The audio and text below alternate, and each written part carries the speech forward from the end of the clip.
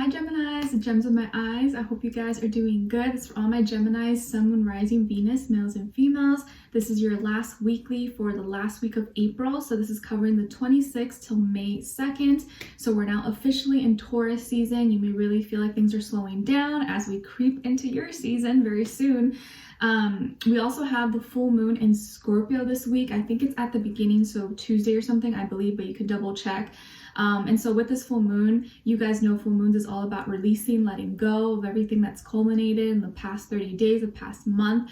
And with this full moon, I feel like you may kind of feel a little bit of a clash between your inner needs and your inner emotional needs and your physical needs. And notice how I said needs, because sometimes what we think we need is not really what we need, it's just what we want. And sometimes the things that we want and need are two different things. So there may be a little bit of a clash there. Could bring a little bit of uncomfortable feelings, but I think it's just serving you to remind you like what really matters, what's really important. Am I listening to my inner self? Am I diving deep enough, or am I just going surface level? So it's going to be really personal to each and every one of us, but I think a great exercise you guys can do on the full moon is take a bubble bath, take a shower. Well, hopefully we all shower every day, but make it like a special little ritual, like make it special, light some incense, light some candles, I don't know, like make it just like a whole little ritual for yourself, and kind of like practice and visualize you like releasing, letting go of everything, especially if you've been feeling a lot of heaviness or going through something emotionally or going through anything, and you want to just like feel lighter and not be stressed or overthink too much. Really practice doing that and visualize everything just being cleansed, like the water washing everything away, okay? And even write down everything that you know you've been feeling or thinking, and all the things that you wish to kind of let go of. And also, because a full moon is in Scorpio, a water sign, it would be really great to make some moon water, moon magical water. So leave it under, get like a mason jar or a water bottle of water and leave it under the moonlight, closed, you know, don't leave it open, or where the moonlight can get it, and then you can drink it the next day or keep it and use it for other things. It will be really powerful, okay? All right, so we're going to be covering a little bit of health, career, work, finances, and love. So I hope you will find this helpful. I'll have the link to extended below. And of course, you can follow me on IG, Nicloves, if you'd like. And yeah, so let's just get right into it. So Geminis, for this week, the image that I got for you was the scythe. I don't know if I'm saying that right, but you know, like that weapon that the Grim Reaper would like walk around with, looks kind of scary, like it can kind of kill you. But this scythe, it doesn't look so scary. It has like flowers, it has vines wrapped around it. And I actually got this same image for Scorpio, I believe last week. So maybe if you're dealing with a Scorpio, or it could just be the full moon energy kind of like creeping into your reading, but maybe you could check out theirs. But with this message, your message is a little bit different. That is a little bit different than theirs. What I'm getting for you is that your words, your mind, your thoughts, your mouth is very powerful. What you say to others and what you say to yourself and what you think is powerful, can be both encouraging, empowering, but on the other side can be really damaging and discouraging. So think of the things that you tell yourself. How do you talk to yourself? Do you put yourself down? Do you lift yourself up? And how do you communicate? How do you express yourself to others? Because you'll find that words and phrases can be spells and can really be hurtful.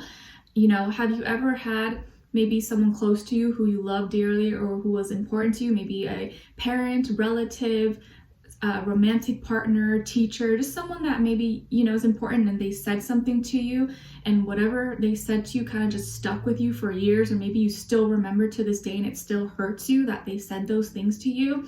Whereas like maybe if you broke an arm or broke a finger, like yeah, it hurt for a few weeks or something, but then you got over it. Whereas words, like things that people make you feel, that say to you, that are not tangible, you can't like physically feel, kind of stick with you. It stings, it hurts. So this week, really be mindful of what you're saying, like to yourself, of course, most importantly, but how you're communicating with other people and what the things that you're saying. Be thoughtful, be compassionate, and if like you wouldn't want the same things said to you. Maybe try to rephrase it in a way that's more constructive, that's going to help the person, then break them down. But also remind yourself to do the same for you. Because sometimes we can be nice to others, but then we speak really down to ourselves, you know? So wherever you fall on the scale, just be mindful of how you're communicating. And if anyone has ever hurt you in the past, has ever said something really negative or hurtful to you, this is a great week to try to release it, let it go, cleanse yourself, because holding on to grudges, hate, resentment, pain, it's not going to serve you. It's weighing you down. And you know, Scorpio energy can be really jealous, possessive, revengeful, and you don't want to hold that resentment towards anyone, because wishing someone bad, or like, oh, I want the universe to show them, or I hope they pay for it, that happening is not going to make you feel better. It's not going to take away your pain. It may be like a temporary band-aid or make you feel good for an instant, but it's not gonna fix the problem. So, you know, and a lot of times karma will handle people better than you can. So you just gotta like wish people well and let them go and just focus on you and live your life, okay? And what else? Yeah, the image that I also got that I'm sharing with all the signs is of broken glass being on the floor, and instead of someone sweeping it and cleaning it up, they're just putting new, fresh glass on top of it. And that's a problem, because like in our daily lives, sometimes we think we're healed, we think we're good, and then we go and try to date other people, and then we realize we're still hurt from the past. So make sure you're cleaning up that broken glass first, getting rid of it, so that new, you know, pretty glass can come in and won't fall apart or won't come back to haunt you. Okay? All right, sorry to get kind of deep with you, but I felt like it was necessary. And last night and this morning, I woke up feeling so emotional, like for no reason, nothing happened. I wasn't around anyone really. Super emotional. So maybe you guys are going to be feeling that way, or you're getting your period or something. I don't know, but I was just in my feelings. I was like, what is going on? Anyways, so I'm seeing also that the number 10 may be an important number for you guys. Also 10 symbolizing endings, completion, new beginnings, and also the letter J. So this could be a person, place, a thing. You know, could be your name or someone else's name, Jack, Jill, Jamie, James, Jaden, you know, all the above. Okay. So when it comes to your health, I see that maybe you may be rearranging or cleaning up your kitchen or trying to organize. And when you start cleaning up or going through your fridge or your cabinets or whatever, you may find a lot of expired condiments or expired, you know, food, and want to really kind of like get rid of those things and just kind of be able to see what's all in there. Because sometimes we'll just throw in a bunch of stuff and then we forget about it, and it's like, oh my gosh, I wasted so much food. So I feel like you're organizing, you're going to be cleaning up some things and just making sure nothing expired is there, and therefore you can actually eat what is ready and you'll be able to see it. Because sometimes we don't eat things because we don't see it. It's all like, you know, in the back or something. But I also feel like you're having like a healthier, balanced diet, or whatever you're doing is working for your body and you have better digestion, maybe not dealing with any constipation or like other things if that was a problem for you.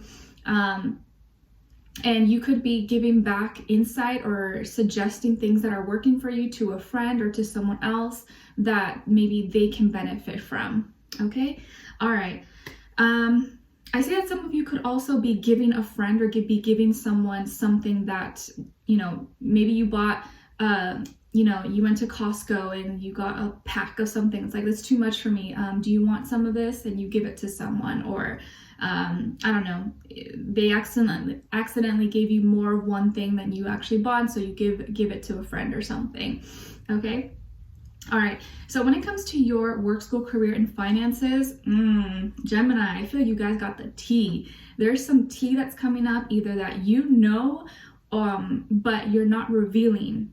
You like, this could be like maybe your boss, right? And a coworker are like secretly dating, and you find out, or you saw them kissing somewhere, and you're like, but you're not saying anything. You're just keeping it to yourself. You're just kind of sitting back and observing.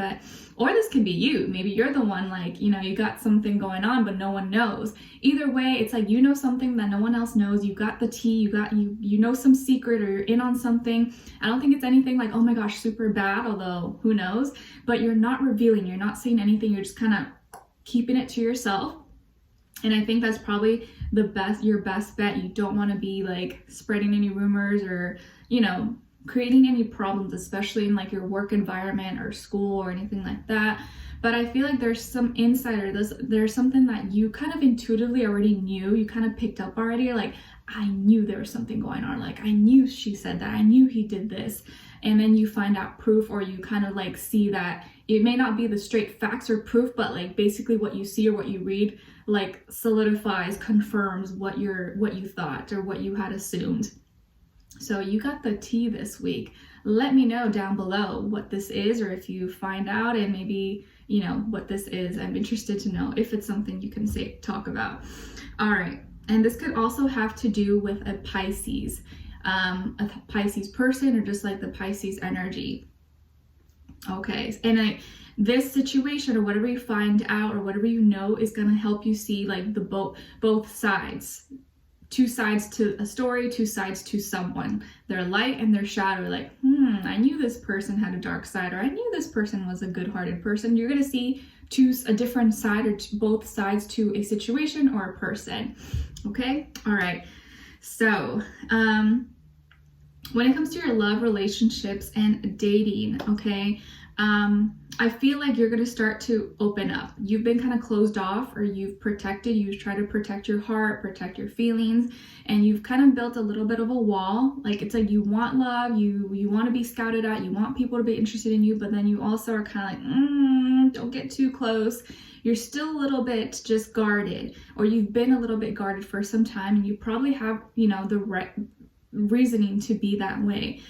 But I see that throughout the week, maybe even after like the full moon, you're going to start to feel more open, more ready to kind of get yourself out there, put yourself on the market, maybe get on dating apps, or meet new people, or have your friends set you up with someone, go on a blind date. I don't know, do blind dates even exist anymore? I'm not sure, but I feel like you're going to be more encouraged or more open to kind of get yourself out there and meet new people if you haven't met new people, or just kind of keep your options open and not feel so